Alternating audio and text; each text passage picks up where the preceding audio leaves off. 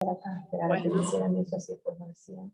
Dijo, Vamos a compartir. veo como que se quedó ahora que van a hacer eso. Ya bien, estaban ahí, ya están viniendo.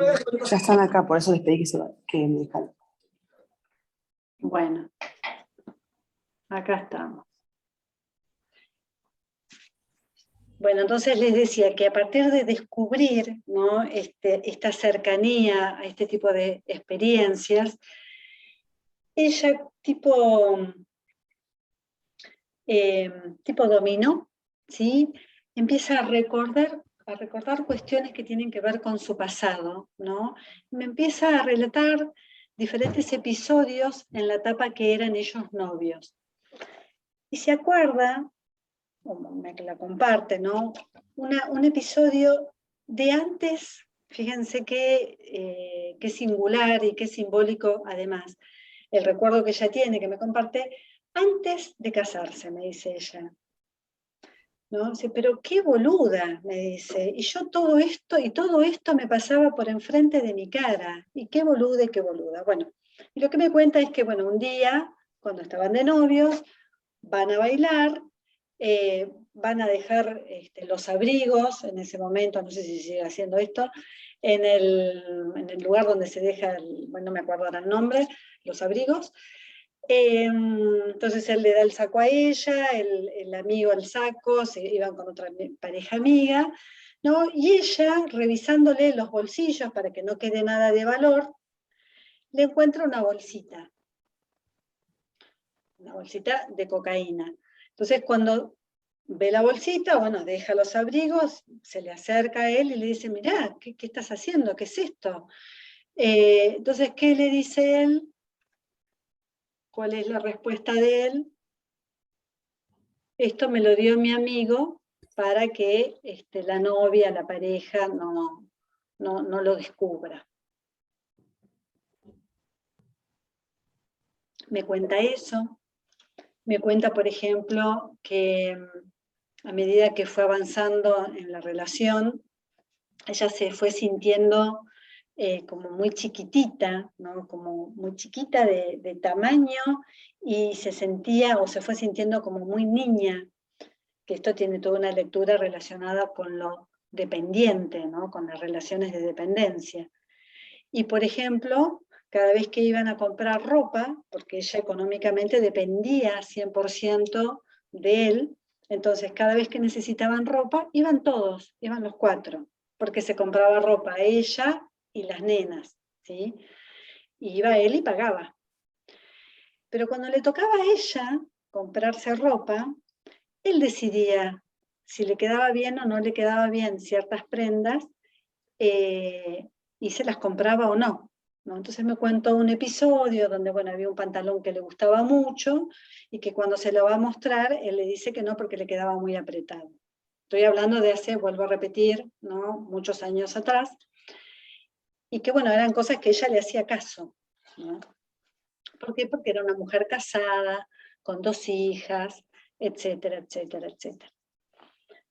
En la medida que me lo iba contando, ¿no?, estos sentimientos de perplejidad, ¿no?, y cada vez ya no estaba esa angustia de la primera sesión, ¿no? Cada vez que contaba algo me lo decía con mucha bronca y con asco, ¿no? Ella misma decía, me da un asco todo esto, al punto de tomar la decisión, ¿no?, por el hecho justamente de haber hilado estos padecimientos, estas experiencias, de querer divorciarse, ¿sí? O sea, la decisión de ella era la de, bueno, divorciarse. Y en donde ella me dice que quiere empezar terapia individual, yo le comento si acaso, justamente por la crisis que estaban teniendo, ¿no?, no quería hacer una terapia de pareja, más allá de su espacio terapéutico individual, ¿no?, algún espacio en donde quizás hasta conveniente para que ese proceso de divorcio sea hablado, conversado, con algunos acuerdos, a lo cual ella me responde que no quería compartir absolutamente ningún espacio con él, y que no veía la hora que se fuera él de la casa, ¿sí? Pero sí quería comenzar con un proceso terapéutico individual. Bien. Hasta aquí yo les quería compartir el proceso de evaluación diagnóstica, ¿sí? Un proceso en donde se trabajó con la niña, se trabajó con la mamá, con el papá y con la escuela, ¿sí? En cuanto a proceso de evaluación diagnóstica. En realidad acá nosotros tenemos muchos datos sumamente significativos. ¿Para qué? Para pensar cuáles serían los pasos a seguir en términos de intervención propiamente dicha. ¿Qué cosas hacer en torno a el ámbito escolar, con la niña? ¿Y qué cosas hacer en términos de trabajar con el papá y con la mamá? Es decir, en este proceso de intervención vamos a tener dos focos. Uno de ellos va a tener que ver con trabajar esa sintomatología, que nosotros la podemos denominar en términos diagnósticos como fobia escolar, ¿sí? Si nosotros le tenemos que poner un nombre, lo que nosotros estamos registrando en la niña es una fobia escolar. En términos fenomenológicos, en términos de lo que se registra en la niña como sintomático, ¿sí? Pero el diagnóstico, en términos de dinámica familiar, tiene que ver con todo lo que estábamos conversando y que les compartí recién, ¿sí? Cómo queda entrampada esta niña en algo que no podían resolver ni la mamá ni el papá, cómo se apoyaron, ¿no? Homeostáticamente para que perdure la unión de esta familia en la sintomatología de esta niña, o sea, muchísima rigidez, ¿no?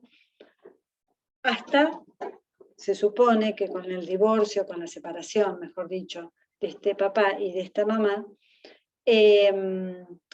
esa rigidez homeostática se rompe, ¿sí? Entonces, vamos a trabajar en el proceso de intervención propiamente dicha con dos focos. Uno con esta sintomatología. ¿Por qué digo con la sintomatología? Porque la nena está sufriendo, ¿sí?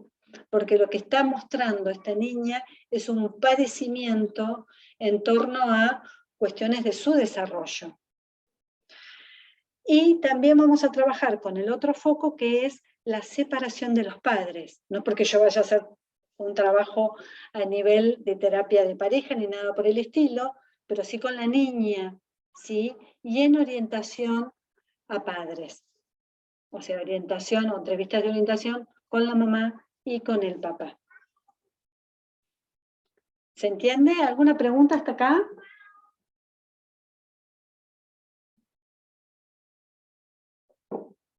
No se olviden que el espacio terapéutico para esta niña es un espacio en donde ella se siente escuchada. Ella puede hablar de lo que quiere en el espacio terapéutico. Es un espacio en donde ella, con confianza, cuenta las cosas que vive, cuenta las cosas que siente, que le pasan, ¿sí? Y a partir de esa relación de confianza, y obviamente con el cuidado en el proceso de avance, de recuperación de su salud psíquica, es que vamos a ir sugiriéndole, siempre que nos dé el ok, ¿no? En el avance del trabajo, un proceso de desensibilización sistemática, ¿sí? Es decir, que para poder abordar la fobia escolar yo voy a trabajar con la escuela, con la mamá, con el papá y con Jimena. Voy a hacer un proceso de desensibilización sistemática en la medida, vuelvo a repetir, que la niña me vaya dando el ok, ¿sí? Entonces vamos a hacer algunas actividades relacionadas en el ámbito clínico, en el consultorio, relacionadas con visualizaciones, que ella se vaya imaginando cómo sería su regreso a la escuela, cómo la recibirían, ¿no? Cómo sería, que en la medida que va haciendo esas visualizaciones puede ir contando qué le va pasando, qué va sintiendo, cómo va sintiendo su corazón, si le late fuerte, despacito, qué cosas haría, si acaso se siente mal, si siente que por ahí está muy ansiosa, empezar a ponerle palabras a eso que va sintiendo. O sea, en el consultorio trabajaríamos con algunas cuestiones que tienen que ver, vuelvo a repetir, con las visualizaciones. Y con el papá, la mamá y la escuela, el proceso de desensibilización sistemática que va acompañada con lo que se denomina el modelado en vivo, la relajación previa, el refuerzo social y las contingencias inmediatas. Ahora les cuento un poquitito. Cuando hablamos de modelado en vivo, no sé si ustedes tuvieron la posibilidad de leer algo de esto de las intervenciones, lo que se le pregunta, en este caso a Jimena, o lo que se le preguntó a Jimena, es qué compañerita o qué amiga creería ella que en este proceso de acercamiento o de regreso nuevamente a la escuela, le podría brindar mayor confianza y ayuda, entre comillas, para estar ella un poquito más tranquila en la escuela. Es decir, que ella elige a la compañerita.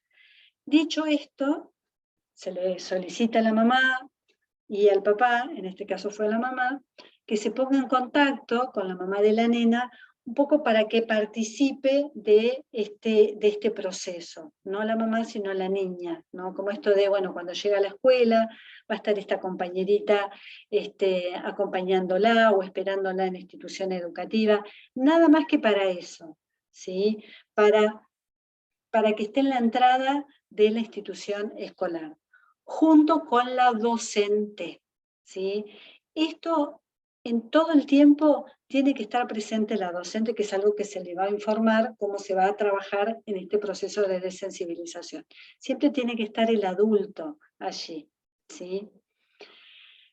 Y en cuanto al papá y a la mamá, antes de ir a la escuela, y mientras que van yendo caminando a la misma, que ella pueda hacer algún ejercicio de relajación, que pueda respirar profundamente, que se pueda concentrar en esa respiración, la nena, que vayan acompañando en palabras este proceso de relajación, ¿sí? La relajación es respiración, la respiración profunda, que uno dice que respiren con la panza, es eso, el proceso de relajación previa. Eso se hace previo al ingreso a la institución escolar. Cuando ya está dentro, vuelvo a repetir, está la compañerita o la amiguita esperándola, junto con la docente, que cuando están en el recreo, seguramente como es la mejor compañera, la mejor amiga, va a estar junto con ella. Si es que llega al recreo, porque la idea es que durante los primeros días esté un ratito nada más, media hora, ¿sí? Durante los 2 o 3 primeros días, solamente eso, media hora, 30 minutos, que compartan el recreo, o sea, que ingresan en el momento del recreo, o en la primera hora que haya un ratito de recreo, y luego un ratito de salón de clase. Y después se levanta y se va, levanta, no, le va a buscar la madre o el padre y se retira de la escuela. Solamente un ratito. Es preferible que el chico se quede, en este caso Jimena, se haya quedado con ganas de estar un poco más en la escuela y no que tenga los síntomas, ¿sí? O sea, ya va a llegar ansiosa. De hecho, cuando iba muy ansiosa, pero el solo hecho de saber que iba a estar nada más que media hora y que además Jimena sabía que tanto la mamá o el papá iban a estar afuera esperándola, ¿sí? Pasada la semana, en donde ella tenía, o iba logrando, ¿no?, quedarse media hora, 45 minutos, ¿no? La idea era que durante la primera semana lograra estar una hora, iba a tener una contingencia a nivel familiar, una contingencia inmediata a nivel familiar. ¿Qué significa esto? Si ella estaba todos los días, o podía llegar a estar todos los días el plazo que se pactaba con ella, ¿sí? Culminada la semana, la contingencia era, por ejemplo, que invite a una amiga a jugar en la plaza o en la casa, ¿sí? O andar en bici, etcétera, etcétera. Y el refuerzo social estaba dado dentro del ámbito educativo, como por ejemplo que la directora de la institución educativa se acerque a la nena y la felicitara por el logro de haber podido quedarse una hora en la escuela con todo lo que le estaba pasando. Ese era el refuerzo social. Al cabo de un mes, ella ya estaba regresando a la institución educativa. No digo con 0 síntomas, porque iba con un poquito de ansiedad, un poquito de malestar, pero no tenía la resistencia que nos había contado en un principio la mamá. Mientras tanto, ¿no?, en las sesiones semanales con ella, se iba trabajando sobre los logros de ella, todo lo que le iba pasando, más cuestiones que estaban referidas con el otro foco de intervención, que tenía que ver con este proceso de separación de la mamá y el papá. En este proceso de abordaje se trabajó tanto con uno como con el otro. A veces hubieron o se realizaron entrevistas por separado, por un lado con la mamá, por otro lado con el papá. ¿Para qué? Para hablar de Jimena, ¿no? Cuestiones que tenían pura y exclusivamente que ver con Jimena, ¿sí? Y en el caso de Jimena, las entrevistas con ella, en las sesiones pura y exclusivamente con Jimena, se trabajó con un abordaje dialógico, o sea, que ella pudiera explicitar en palabras qué cuestiones le iban sucediendo, qué cosas iba hablando con su papá, con su mamá, ¿no? Cuestiones de su cotidianeidad. Y se trabajó mucho también desde lo lúdico, ¿no? Que ella pudiera ir elaborando este proceso de separación de su mamá y de su papá a través del juego. Bien, y hasta aquí la presentación de la relatoría de Jimena. ¿Alguna duda al respecto? Porque ahora les voy a leer las consignas para desarrollar la actividad para este tema. ¿Algún comentario, alguna duda que tengan? ¿Cómo se fueron sintiendo?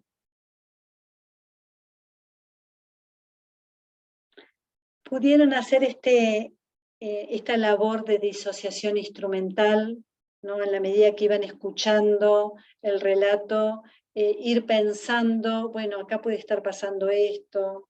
¿Pudieron pensar en hipótesis? ¿Qué cosas preguntarían? ¿Qué cosas indagarían o profundizarían más? ¿Pudieron hacer ese ejercicio mientras que les iba relatando esta situación diagnóstica?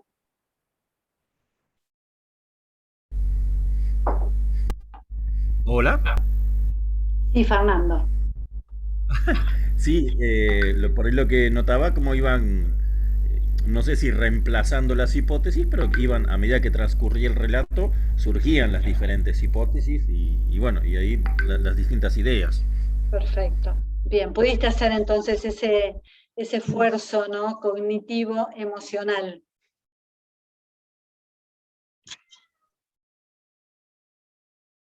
O sea, no se diseña una estrategia desde el inicio, pero a partir de las hipótesis van surgiendo también contemporáneamente diferentes posibilidades, ¿sí? Claro. Bien.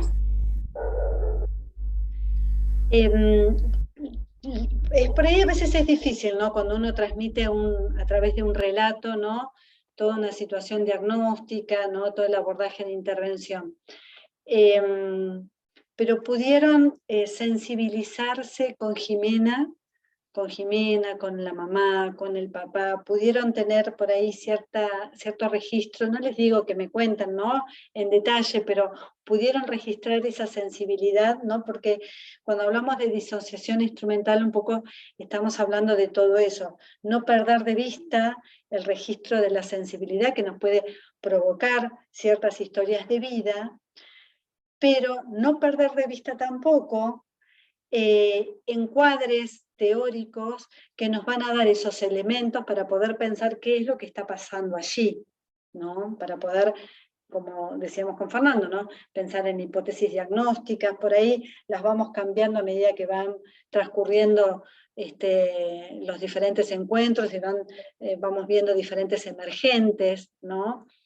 Pero este proceso es un proceso doble, ¿no? En cuanto a las emociones, de tener registro, y en cuanto a lo que vamos pensando de los marcos teóricos que nos ayudan todo el tiempo para leer lo que allí sucede. Bien, yo les voy a leer a continuación las consignas que ahora cuando terminemos se los voy a subir en el campus, las consignas que tienen que desarrollar a partir de la relatoría que les compartí recién. Voy a bajar esto y se las voy a explicar rápidamente. La primera consigna es que realicen una lectura de la demanda, explicitando cuál es el motivo de la consulta, ¿sí? La segunda consigna, qué hipótesis diagnósticas pudieron establecer, y la idea es que ustedes puedan mencionar los indicadores que tuvieron en cuenta para desarrollar esas hipótesis diagnósticas. Si, por ejemplo, dicen, bueno, una hipótesis diagnóstica era la fobia escolar de Jimena, ¿no? Esa es una hipótesis diagnóstica. Bueno, ¿cuáles son los indicadores en los cuales se apoyaron para decir que tenía una fobia, ¿no? Resistencia, como decía la mamá, ¿no? La resistencia a ir a la escuela, o sea, ¿qué le pasaba? Se quedaba paralizada, eso es un indicador, ¿no? Algún dolor de estómago es otro indicador, ¿no? La angustia, la ansiedad en general, ¿no? Son todos indicadores de esa fobia escolar. El tercer punto, ¿cuál es el diagnóstico dinámico? No el diagnóstico en términos de sintomatología, sino qué es lo que está pasando en la dinámica de la familia de esa niña y con la escuela. Algo estuvimos un poco referenciando, ¿sí? Y acá puse, bueno, referencia para su desarrollo, o sea, para el desarrollo del diagnóstico dinámico, ¿cuál es el lugar de Jimena en esa dinámica familiar? ¿Sí? Tengan en cuenta, ¿no?, en qué lugar la ubican, en qué lugar se posiciona, ¿no?, o la ponen a esta niña, para poder entender qué es lo que está sucediendo allí en esta familia. Y el cuarto punto es que elaboren estrategias de intervención que tramen los ámbitos de desarrollo familiar y escolar. Yo les mencioné unos cuantos, ¿sí? Hice foco, ¿no?, en la fobia, y hice foco en el proceso de separación, ¿no? Piensen, ¿acaso qué otras cosas se pueden hacer en la escuela o en la familia, ¿no?, o con ambos? Bien, ¿les quedó más o menos claro? ¿Tienen alguna duda respecto a las consignas?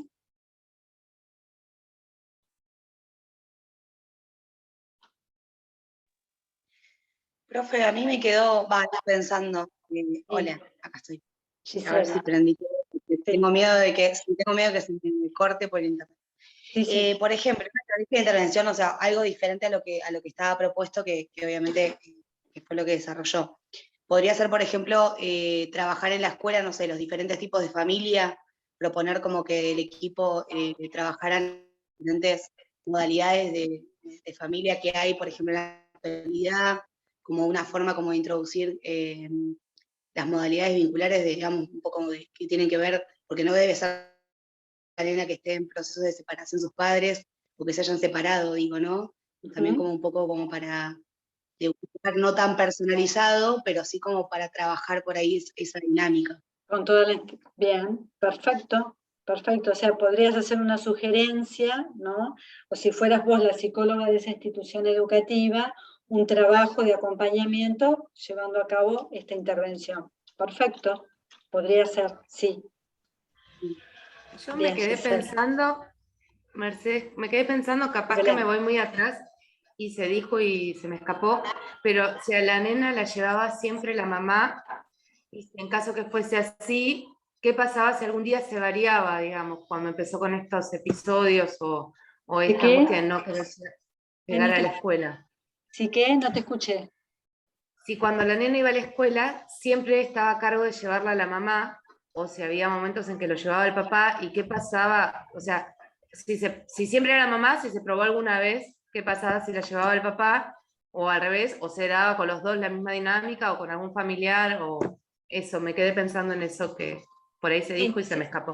Sí, lo dije al principio. En realidad el papá iba muy poco porque trabajaba de lunes a viernes, pero había algún día que el viernes estaba o el lunes estaba en la ciudad y la llevaba él y pasaba exactamente lo mismo.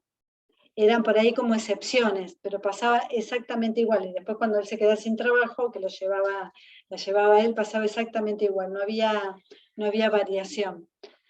Por eso hablamos de fobia escolar. En realidad, si lo leyeron, ¿no? Por lo general, cuando hay una fobia escolar, puede aparecer una ansiedad por separación.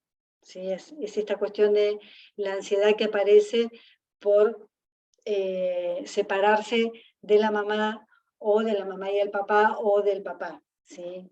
O sea, por lo general siempre viene asociada a una ansiedad de separación. Por lo general. Sí. Bien. ¿Algún otro comentario? Hola Mercedes, ¿cómo estás? ¿Qué tal? Pensaba, no sé, No, quería algo chiquito. El papá y la mamá deciden dejar de llevarla a la escuela para evitar que sufra, digamos, que sufra estos ataques. ¿Lo deciden en conjunto? Eso no me quedó claro. No, en realidad lo decide más que yo no lo dije. Pues es que no te alcanzo a leer, no sé quién está Sergio, hablando. estoy sin cámara. Sergio Está. Genato. Sergio. Bueno, no, lo que pasa es que no aparecía. Voy a dejar de compartir pantalla si por lo menos veo todos los Dale. cuadernitos. Ok. Sergio, en realidad yo no lo dije, no lo dije, Ah, no es que, a ver, está. En realidad no es una decisión tomada en conjunto, es una decisión ajá. más tomada por la mamá, pero que el papá no se resistió, podríamos decirlo en esos términos, ¿sí? Ujú. ¿Pero por qué? Porque la nena se estancaba, o sea, se quedaba dura, no quería, se resistía, ¿no? Angustia. Traten de pensar un chiquito que ya no es chiquitita, tiene 9 años, tenía en aquel momento 9 años, empezaba a llorar, se angustiaba, o dolor de pancita, o sea, con muchos síntomas, y además esta cuestión de, como decía ella, de resistencia, o sea, de quedar su cuerpo rígido, duro, ¿sí? Es Claro. llevarla a la rastra, en este caso a Jimena, ¿sí? Pero fue más una decisión de la mamá que compartió el papá, podríamos decirlo en esos términos, ¿sí? Bien, perfecto. Bien. Gracias, profe. No, por favor, Sergio. Bien, ¿algún otro comentario?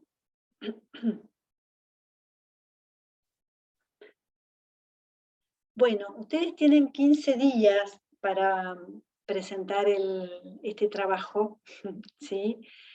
Yo el otro día descubrí que, bueno, me fueron mandando los diferentes trabajos prácticos, pero descubrí que algunos trabajos se fueron a la bandeja de spam. No hace poco lo descubrí. Así que me voy a tomar el trabajito de mirar quiénes, quedó ahí en spam el trabajo de algún grupito, que bueno, no lo tengo ahora presente. ¿Por qué? Porque lo que generalmente hago es subir una grilla con los trabajos presentados de qué grupo con alumnos, y no lo hice por esa razón. Así que bueno, nada, cuando me fije en detalle, les subo la grilla, y vuelvo a repetir, para este trabajo tienen 2 semanas. El próximo lunes los voy a volver a ver, voy a hacer otro sincrónico, les voy a compartir otra relatoría, y vamos a trabajar puntualmente con trastorno de depresión infantil. ¿Sí? Nos vamos a meter con ese tema. Profesora, ¿te hago una consulta? Sí, Juan. ¿Los trabajos hay que enviárselos o se entregan al final? Porque tenía la duda porque como el PT decía al final, como que me sorprendió lo de enviarlo por mail que dijiste recién. No, en realidad los trabajos váyanmelos mandando ahora para que no se me junten todos. La idea es que en la medida que vayamos avanzando, por eso les doy 15 días, ¿sí? Puede ser que alguno no pueda presentarlo en tiempo y bueno, no hay problema. Pero la idea es que traten de presentarlo así cada 15 días, ¿sí? Lo que pasa es que eso quedó en el PTD, debe haber quedado, porque antes yo les pedía, como era en papel, toda la carpeta junta de trabajos cuando culminaba la cursada. Debe haber quedado de eso. Bien, puedo enviarlo, por ejemplo, yo puedo enviarlos de mi grupo como representante del grupo, digamos, para que no te lleguen 4 mensajes con lo mismo. Por favor, hagan así. Okay. Sí, de hecho lo han hecho. Bueno, me los van mandando así, uno me envía por todo el grupo. Perfecto. Perdón, profe, ¿este trabajo es en grupo también? Sí, Jazmín. Sí, lo pueden Bueno, hacer bárbaro. grupal. O sea, no es obligatorio, lo pueden hacer grupal. Es obligatorio que lo presenten. Es que últimamente me vienen pidiendo grupales. Y además por la cantidad de estudiantes, que creo que se los dije en un inicio, que tengo, es preferible que me los presenten grupalmente. Igualmente ustedes ya saben que hay algunas consignas, no para esta situación puntual no, pero hay algunas consignas que hemos tenido anteriormente que yo les he solicitado que una por lo menos sea individual, que tiene que ver con los procesos afectivos de cada uno, ¿no? Bien. ¿Alguna otra duda? ¿Quedó más o menos todo claro? Cualquier cosa me escriben. Y nos volvemos a ver entonces el otro lunes, ¿sí? Así les comparto esta otra relatoría que va a ser sobre una situación también clínica educativa con una niña, bueno, con depresión infantil. Bueno, nos vemos entonces el otro lunes. Cuídense, chicas. Gracias, ¿Sí? igualmente. Chao, Nos gracias. vemos. Chau. Chao. Chau. Gracias. No hay por qué.